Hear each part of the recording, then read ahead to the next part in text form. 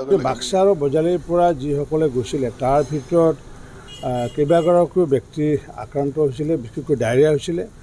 আৰু সেই ডায়েৰিয়া হোৱাৰ প্ৰায় 20গৰাকীকৈ ডায়েৰিয়া হৈছিলে যদিও তাৰ ভিতৰত 9গৰাকীক বেছি অসুস্থ হোৱাৰ বাবে তাৰ পৰা প্ৰশাসনে বা আৰক্ষী যিসকল ব্যক্তি আছিলে আমি যোগাযোগ কৰিছিলোঁ। বিশেষকৈ দৰকাৰ যিগৰাকী ইন্সপেক্টৰ ডি.এছ. ভট্টে তেওঁ নিজে SP ডাঙৰীয়াৰ লগত কথা পাতি DC লগত কথা পাতি জামনগৰ চিভিল হস্পিটেলত তেওঁলোকে প্ৰেৰণ কৰিছিলে আৰু জামনগৰ চিভিল হস্পিটেলত প্ৰেৰণ কৰাৰ পিছত আমাৰ যি বজালী অঞ্চলৰ যি মানিকপুৰৰ যি চৈবাৰীৰ উদ্ধৱ দাস নামৰ ব্যক্তিগৰাকী ইতিমধ্যে মৃত্যু হৈছে আৰু মৃত্যুৰ কাৰণ হৈছে তেখেতৰ যে অতিপাত ডায়েৰিয়া হৈছিলে, যে পানীৰ ডিহাইড্ৰেশ্যন হোৱাৰ ফলত শৰীৰত পানী নোহোৱা হৈছিলে আৰু ঠিক অনুৰূপভাৱে